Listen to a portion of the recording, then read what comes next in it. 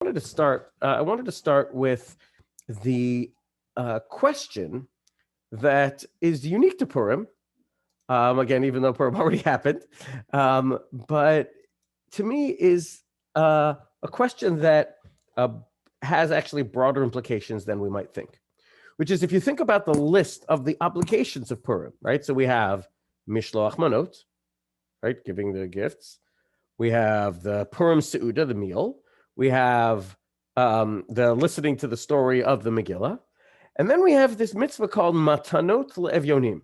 If you're familiar with the Hebrew, the gifts to the poor, right? Giving money to the poor.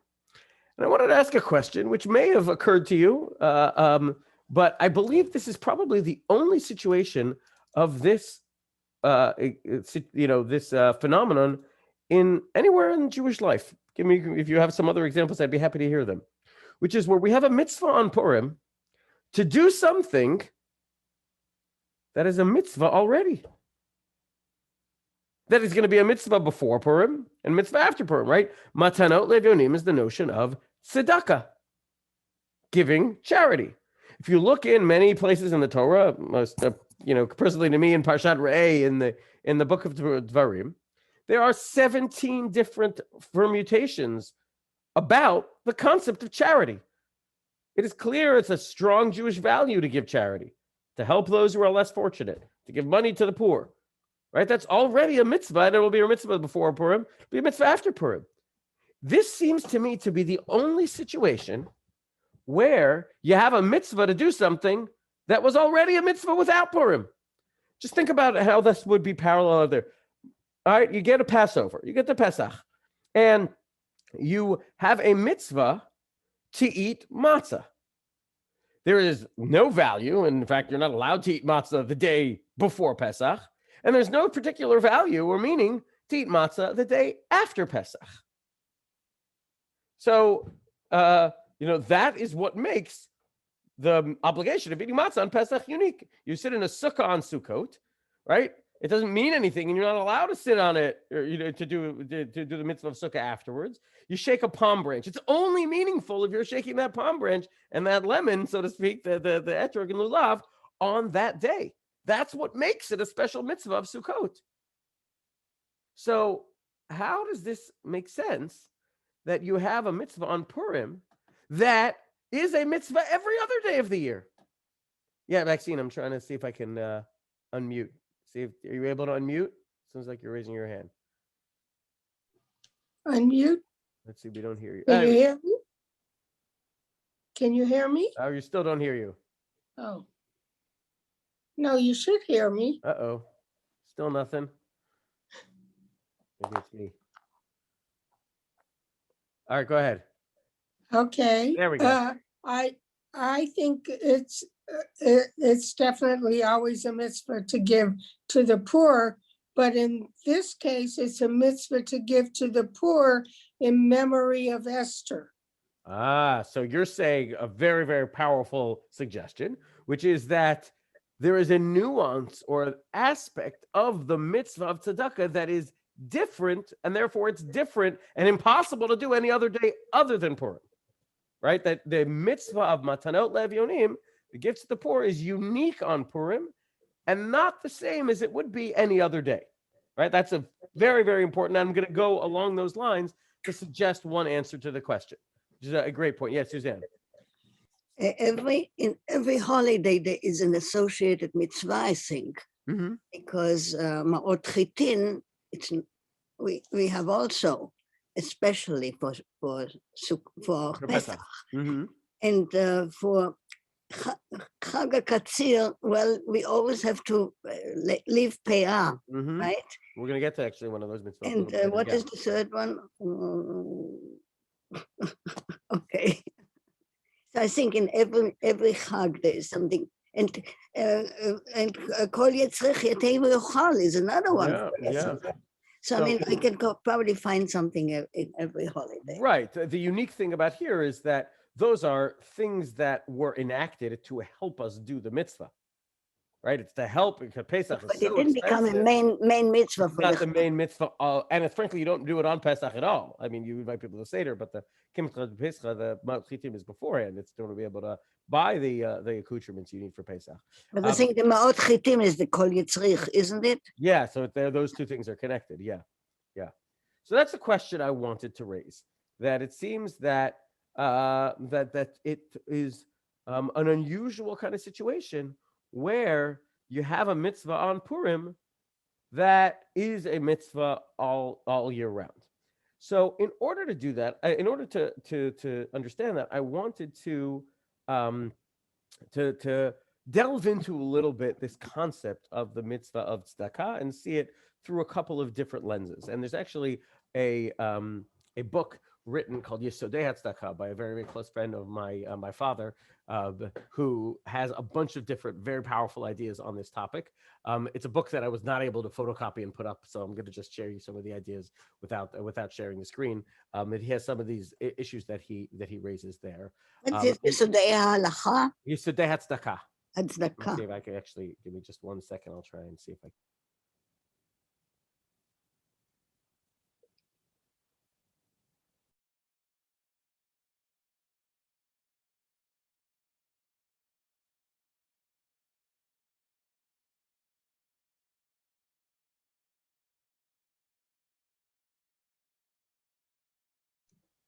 There we go. It's this book right here. Yesodei HaTzedakah.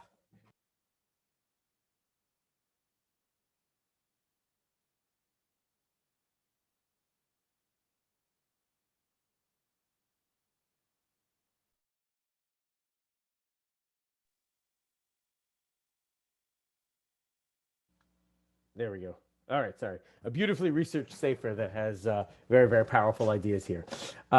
But the idea that I wanted to start with to try and analyze a little bit of the concept of tzedakah and get back to the issue of Purim is a really interesting Hebrew language issue, which is that you've heard the word tzedakah. That sounds like, charity, right? But the term tzedakah is connected to the word tzedek. Tzedek, or like at tzaddik or tzaddiket. That refers, it's often translated as righteousness, but it's very commonly used in the context of a court, of the law. Tzedek means you got to do what's right, what's required, what the details, what the rules are. You got to follow the path of justice. That's the concept often is connected to the idea of tzedek, right? That a court is told, tzedek, tzedek, tirdof. And interestingly, using the same word as tzedakah, a judge is commanded not to have mercy. What do I mean by that? Of course, the judge should have mercy. But the idea the judge is supposed to say, if there's two people fighting, and one person's clearly right and one person's clearly wrong, but the person who's wrong has a sad life story, the judge should not allow his mercy to overcome the fact that he's got to give the actual psak, the actual follow the actual law.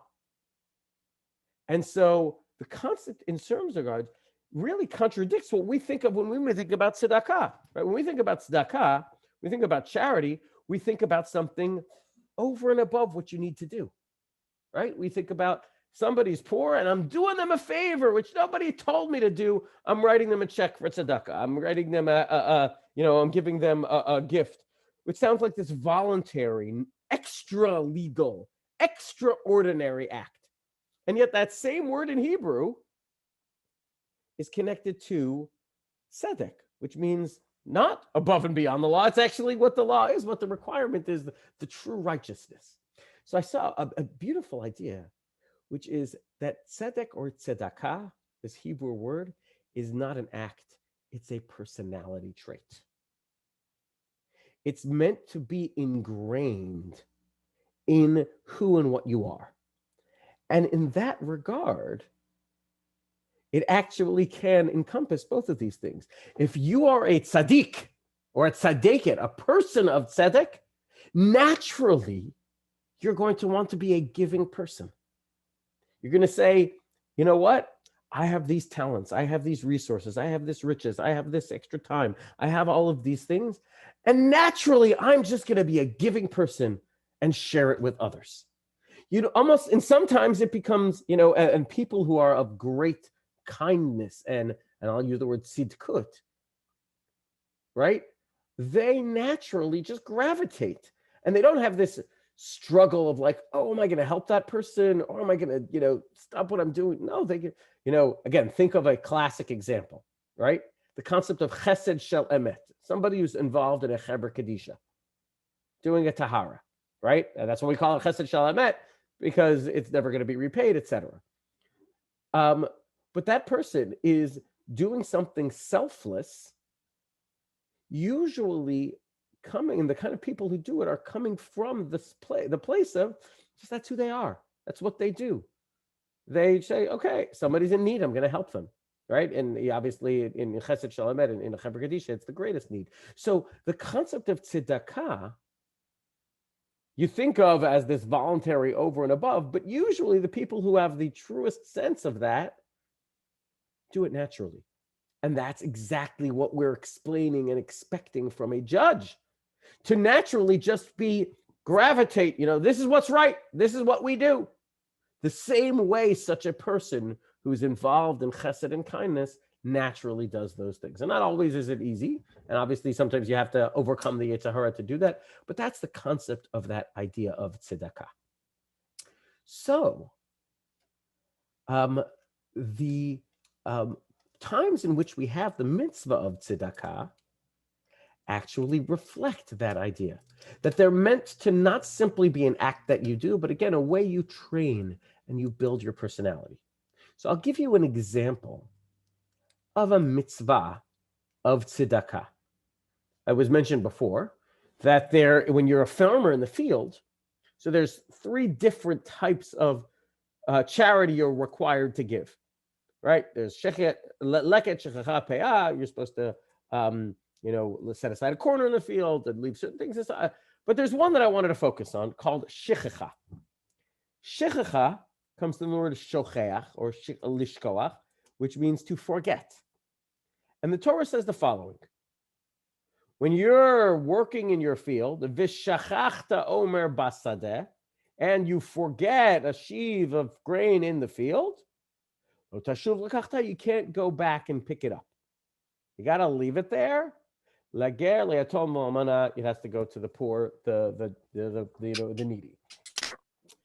And so Rabbi Samson Raphael Hirsch asked an interesting question. He says, the same question we asked about Purim. He says, one second. This is just another mitzvah of tzedakah. Why do we need yet another mitzvah of tzedakah? And so he says a very powerful idea. He says, this is the one example of a mitzvah of tzedakah that you can't do on purpose. You ever think about that? Almost every time, whenever you give you know, somebody comes to your door, asks for a check, you go, you think, you research and you go give it to an organization, you volunteer your time, whatever it is, you're making the choice. You're making the decision. You're deciding, I'm going to give this amount of money to this person, and I'm going to give them this much help, and I'm going to give it when I want, based on the tax year, whatever, you know, you make the cheshbon, so to speak, about how you're going to support this person in need, right? So, says Rabbi Hirsch, what do? We go and we take a situation where you have no control, right? The only way you can do the mitzvah of shechacha is when you forget. And the Gemara actually talks about how this is arranged, that it's when you forget it.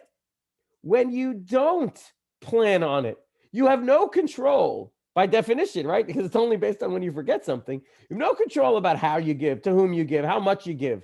It's just what you forgot. It's the stuff you left behind by accident. Why, says Rav Hirsch, it's a reminder, and he has a beautiful, again, I've only seen it translated from the German, but he has a beautiful language where he says it's a rebellion against the concept of mine. a reminder that sometimes we're not fully in control, that it is a mitzvah that we don't decide how and where and when and in what way and in what measure. It's a reminder that, like almost like every other type of tzedakah, many a times you give charity, the charity is very, again, I hate to call it this because it's not right and it's not accurate. Hopefully you'll get the drift of what I'm trying. The charity has the potential to be an egotistical act. It's an act of great power and control. I'm deciding how much money you'll get and how much support you'll get and when you'll get it, etc. That's the nature of when you give charity. That's what happens, right? So one time, says the Torah, you're going to give charity when you don't decide the timetable and you don't decide the amount and you don't decide how it works. That's the Sefer Chinuch has a slightly different. He says that it's meant to inculcate within us this notion of automatic giving. The same similar type of idea that you don't give because it's a decision, it's because of who you are. It's trying to develop that sense of the personality of a giver within us. And therefore, when you lose it, when you shachach omer basadeh, you say, you know what, God had better plans for that piece of grain. It's going to go to somebody in need. So that's the idea of Rav Hirsch's approach to tzedakah. I'd like to suggest that that notion actually can express itself in answering our question as well with a little bit of a different idea. Again, the thesis we're trying to express is that tzedakah, that chesed, that kindness, is not simply an over and above thing, but it's meant to be ingrained into the nature of who and what we are as Jews. And that, as moral people, we have this concept of helping the needy ingrained to be an essential part of our personality. So now let's think about the harvest that you do of a field. Right? We have these mitzvot, leket, shechacha, pe'ah, to basically say we need to have selflessness as a daily part of our lives, right? You harvest a field, the harvest isn't complete until you've also taken care of others. And that's the nature. This is not a regular mitzvah of tzedakah, right? The nature of the mitzvah of tzedakah for these agricultural situations is you are who you are. You've only finished your job when you have not only taken care of your own dalat amas, so to speak, your own family, your own needs, but also you have arranged for the needs of others. Now let's go back and translate this over to the concept of Purim. And a thesis that's suggested by some of the commentaries is the same idea, which is there actually isn't a separate mitzvah called tzedakah on Purim. There is a mitzvah called the Seudat Purim. The Seudat Purim is the meal that we have on Purim where we invite our friends and family. Generally, it's done with the friends and family. That's usually the case. It's a memorable occasion. There's a beautiful Rashi in the end of Megillat Esther that talks about how Esther and Mordechai wanted Purim lo yasuf mitop zaram, right? The very, very end of the Megillah talks about how they had a goal that these days of Purim, this story should never be forgotten from within the Jewish people, right? So Rashi points out, like, okay, that's a dilemma because Jewish history has had no shortage of wild and crazy stories, right? We have plenty of those in our history. How do you pick one? There's but this one I want to people forget. How do you do that, right? There's probably stories, more and more stories than we can even remember that have happened in generation after generation. We say they b'chol dor v'dor. How do we ensure that we're able to do this? So, what did the pasuk say? It says mishpacha u'mishpacha. You make it a family experience. If you make it a family connected experience, Rashi says that's how you know it will never be forgotten. You create a framework. And by the way, if you think about the year, right? The Pesach Seder, the lighting of Hanukkah candles, the Purim Seudah. These family type of gatherings are often the most powerful. And there's a lot of sociological and anthropological research about how if you have a family narrative, that is a very powerful thing for continuing a legacy. So that's what they say, mishpacha and mishpacha. So what did they do? They said, let's find ways that you have a family meal. But then they remembered, and they said, you know what, though? A family meal with just your family is only half the job. Your family meal is only truly complete if you have also fed others. If you fed others, that's when you have a family meal. So says the Megillah, says the halacha, what you're required to do when you're before or as part of sitting down to your meal, you got to do mishloach manot ish l're'ehu. You got to make sure you provide other people with meals. That's why we send food from one person to the other. But that only goes halfway because you send mishloach manot often to your friends, right? To create personal connections. We've talked about that in the past. But also it has to have matanot le'evyonim. You must give money to the poor, which is often what they really need. Because your family experience isn't complete until you've also done something for somebody else. That's the Rambam has this term that if you just have if your experience of Yom Tov is just yourself eating and not helping others or doing something together with the community, then he says that's not Simchat Yom Tov, that's Simchat Kriso, that's the Simcha of your belly.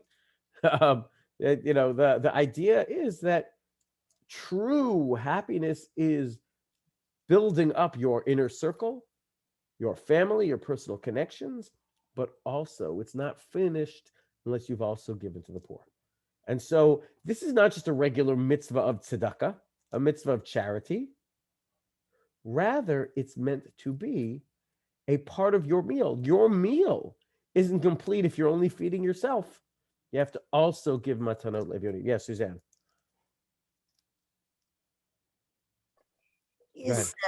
Is every Sudat mitzvah associated with another mitzvah? It's a really great question. The truth is that Probably. One of the best examples is the Seder, right? Yeah. The Seder is a meal which we begin with the exact same notion that you mentioned earlier. You begin the Seder saying, our Seder isn't truly fully complete until we also invite others.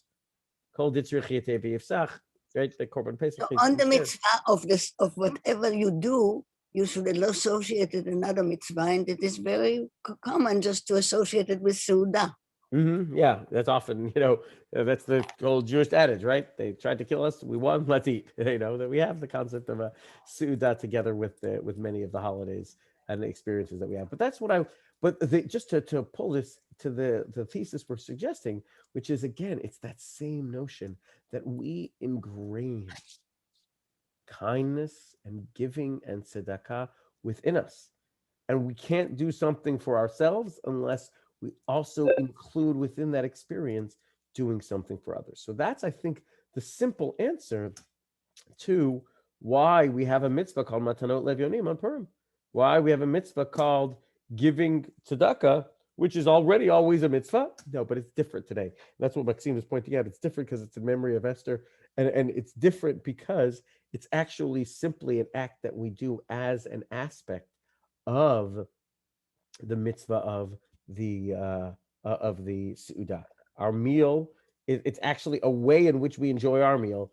We can sit down to your meal knowing somebody else isn't hungry and that you've taken care of them as well. So that's the notion that I think goes to that concept of tzedakah. So with that, I wanted to pivot a little bit to some interesting questions that come up in the notion, in the idea of tzedakah, that kind of hint to some of these questions. So I'll share with you one, which is, in your mind, is the right thing to do if you have a limited amount of charitable dollars? I'll just use the classic example. Is it better to give $1 to 100 people or $100 to one person? right? Again, let's play it out. If you give $100 to one person, you're making a real difference to that person. If you give $1 to 100 people, then each one of them, you're making you're moving the needle a little bit for them. You give $100 to one person, you've left 99 people behind and they get nothing. But this person that you've helped, you've actually really moved the needle for them and made them able to truly, make a difference in, making a dent into their poverty, as opposed to 100 people you give $1 to. Yeah, how much of a dent have you really made into that, into their poverty, into their struggle that they're going with it without, with money? So I'd be curious to hear what people think. Is it better to give $1 to one person, $1 to 100 people, or $100 to one person? Because I think it actually goes to the issue that we're sharing. I'm just trying to see if I can find my sources here. Let's see here. There are pros. Yeah. So what do you think, Susan?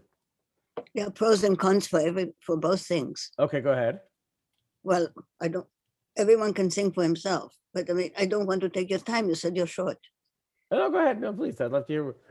Okay, so if you give 100 to 100 people and everyone does it that way, it's better for the community. Mm-hmm. If you have limited money and you know that there's one person that surely deserves it, maybe you're better off on that one occasion to give it only to one, because Mm-hmm. you know of the case. It's like giving the COVID help. There's some people who don't need it. Mm-hmm. I mean, you can't do justice to everyone. So you have to be aware of your limitations. So the Rambam actually has what appears to be a contradiction. Two different approaches one in the Pirush HaMishnayot and one in the Mishneh Torah, two different books that he wrote, where he deals a little bit with this. In the laws of Matanot Aniyim, he describes the different levels of tzedakah. And this is a famous passage in the work of the Rambam, because he writes about how the greatest level of tzedakah is finding somebody a job, right? Teach a man to fish, they eat for one day. Give a man a fish, he eats for one day. You teach a man a fish, he eats forever. You give them skills, you give them options that they can give parnasa to themselves. But if you look at the hierarchy, so to speak, the sulam, the ladder of tzedakah, in the laws of Matanot Aniyim, the Rambam writes that the object is to, again, give to get to that point where a person is self-sufficient, which appears to see that the Rambam's focus is on impact. The impact that you have of, getting somebody a job is obviously the most impactful thing, because now that they can give parnasa themselves. But the concept of the impact is something that truly changes for that person. So if with this way, the Rambam probably would say that if you can help one person and truly make an impact, it's really much more important to give to where you think your money will go the furthest. And $100 to one person, that will make a much bigger impact than the tiny minuscule impact you'll make on these 100 people. Now, Suzanne would say if you're part of something bigger, you can, and if everybody does it, then we're in better shape. But that would appear to be the Rambam's approach, that you look at every act to figure out where its greatest impact will be. And its greatest impact of these $100 is going to be going to one person. That's the way you should do it. However, in the Pirush HaMishnayot, the Rambam writes something different. In the Pirush HaMishnayot, the Rambam writes that the question of tzedakah is not simply a question of where this impact is going to come, but rather the question of tzedakah, of kindness, of chesed, is about me. Developing myself as a kind person. Therefore, every act you do is another act of a mitzvah that develops your personality and enhances who you are as a giver of tzedakah, as a charitable person. In which case,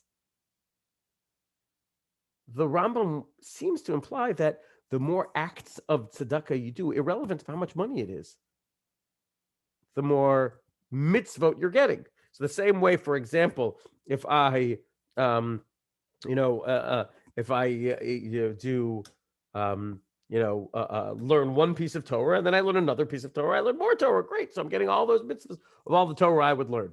The same kind of thing would be true for tzedakah. You give 1 penny, you've done a mitzvah. Boom, you get another penny, you've done a mitzvah. If you have 100,000 pennies, you might not have given that much money away, or 1,000 pennies, you might not have given that much money away, but you've done 1,000 mitzvot. That approach seems to be that you should truly do as many acts of mitzvot. And I would say that goes to the idea we're suggesting, which is to that the goal here is to inculcate within your personality that notion of being a kind person, being a giver, and therefore it takes practice and doing it more and over again, even with smaller amounts of money, actually would achieve that goal. So that's again an interesting question of if you go to that impact.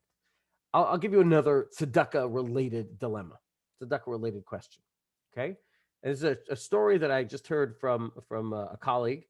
Crazy story. All right, person went to visit a friend of this person was a rabbi of a shul, so he was telling me, I went to go visit somebody who wasn't a member of my shul but was connected to my shul, whatever, who happened to be a very, very wealthy man. Right? This is a true story that happened. He was a very wealthy man. He was in his the framework he gave is he was in charge of a company that had a market valuation of $2 billion with a B. And he wanted to give this person a visit, see how he was doing. Apparently he hadn't been feeling well. Right. He goes to visit the fellow, and who was in charge of a $2 billion company, and says, I got to meet you somewhere else. I can't meet you now. There was COVID, so they had to meet socially distanced, whatever. And he sits down with this fellow, and he says, how you doing? I heard you're not feeling well. And this person, who up until very recently, was in charge of a $2 billion company, said, I got to tell you a secret. I have lost all my money. I had a business manager who stole from me, this and that. I can't even pay. I've sold my house. I don't own a car. This is what he's telling me. I am living in an apartment that I can't afford the rent even the next month. He says I get Meals on Wheels that comes through the Federation or whatever. And that's my situation. So this, the rabbi was taken aback. He didn't know what to do. So you know what he did? He raised $50,000 for this person. Went and within a day, he's giving him a check, $50,000. So that's a question I wanted to raise, which is, again, if the average person who is, who is asking for money, their needs are, you try and raise, you give somebody $100. That's a really big gift. But should you give someone and raise money for someone in proportion to the life that they once lived, right? This person was, the last time we checked in on him, was a billionaire. He's now unfortunately come on hard times and he's lost all his money. Does that mean we raise him enough money to make sure you pay a couple of months worth of rent? And to kind of get him out of what, but generally raising $50,000 for one person is usually not necessarily within the realm. But this person was at a point where they were a multi-millionaire. So for them, you need to bring them a little bit closer to where they once were. Then $50,000, it's a drop in the bucket. You raise $50,000 for him in a day, and he's going to raise more money. So that's a really interesting question in the concept of tzedakah. Do you make an assessment of what the person bare minimum needs are to survive and give them a range at least that they should get that? Or do you give the tzedakah to try and get them to a level which approximated is similar to the type of life that they lived before they fell on hard times? Right? it's about, so, do you go to a homeless shelter and you give them you go and find out, okay, you used to live in a penthouse apartment, so I'm going to arrange a penthouse apartment. Or do you say, you know what, I'm going to find you a place to live that, will have a roof over your head. So this again is an interesting question. I'd love to hear your thoughts of, do you raise this person $50,000 or do you just get him enough to be able to cover his rent, in more modest sums? Yes, Suzanne. I'm sorry that I was. No, we're happy to hear No, you. it is a question of discipline.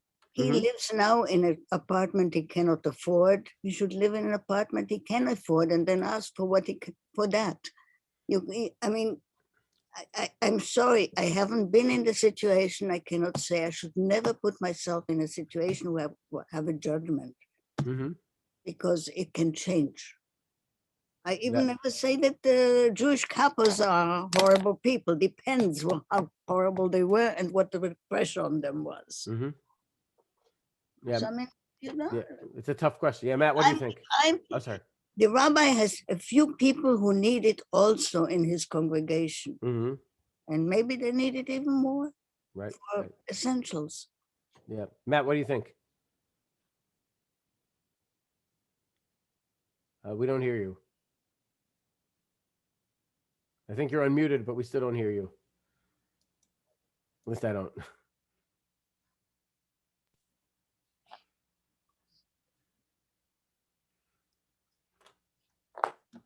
We'll try. Maybe. Yeah. Well, I'll share with you an interesting. Again, please jump in, Matt, when you're able to unmute, because right now I can't hear. But there is a fascinating Gemara.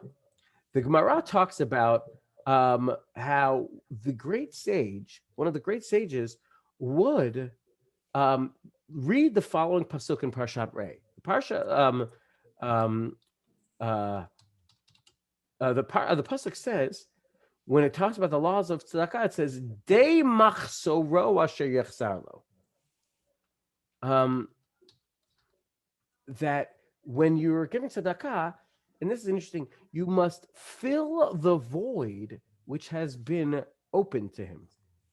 The idea of recognizing the void that this person has and trying to fill, and that each person has a different void that has been made, and the approach that Gemara took was, and it gives a fascinating example. It says there was a person who was this great prince or great titan of industry or whatever it was, and they lost their money, and the Rebbe arranged that when they were trying to get this person back on their feet, they used to be so fancy schmance that they would have a chariot, and not only would they have a chariot, they would have footmen running in front of the chariot as like the entourage.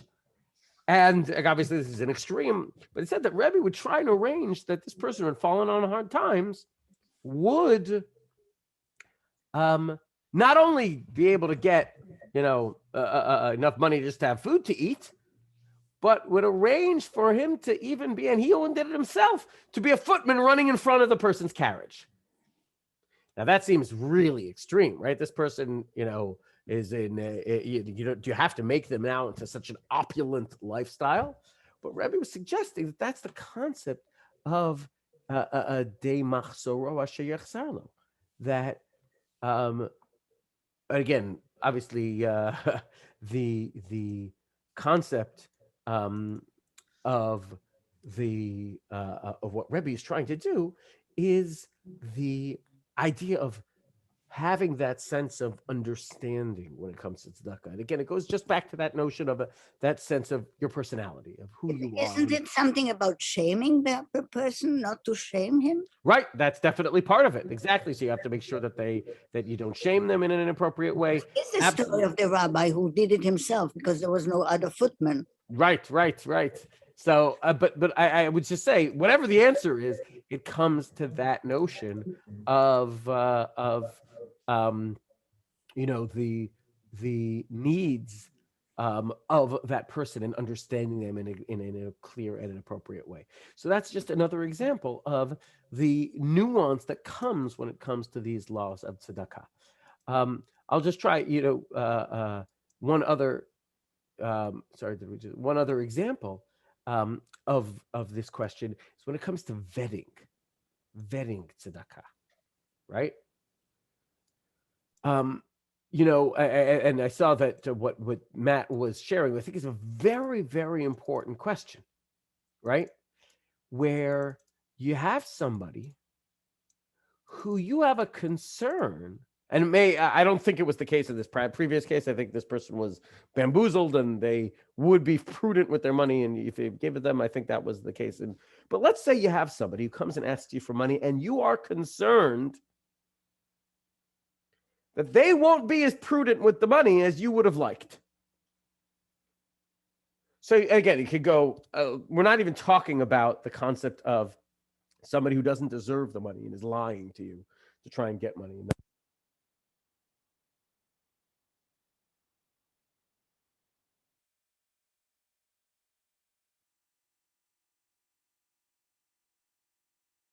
Hard times because, sorry, can you hear me now? There you go. Because of the way that they're not exercising caution and care.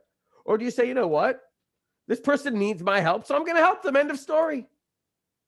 So the Rambam deals with that a little bit in that question of impact. Maybe that would play into the notion of impact. But what Suzanne had pointed out earlier was, do you also keep in mind that, you know what, we're not always judge and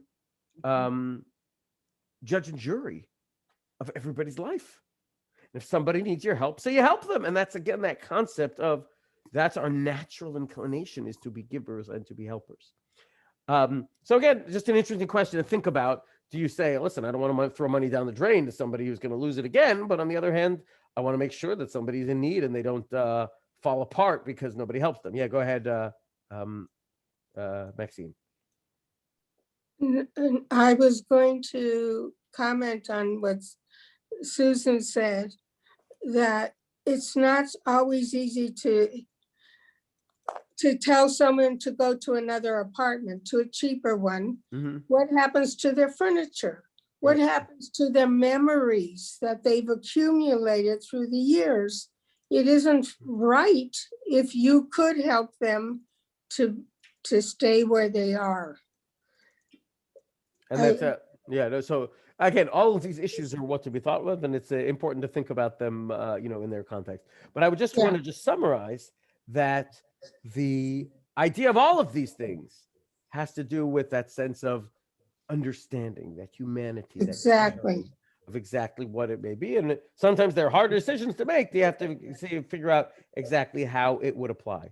But in that regard, that's, I think, goes back to that notion of the Purim and the Shechacha, the idea of the way we build ourselves and the way we build our personality is meant to be that we define ourselves as Ba'alei Tzedakah, not simply as a volunteer additional aspect over and above, but actually, again, inherently as who we are. Wish everybody a wonderful getting ready for Pesach. Can you believe it? Yeah. But also, it would be a time that we are able to share and happy times and smachot together. Amen. All right. I ordered the book. I ordered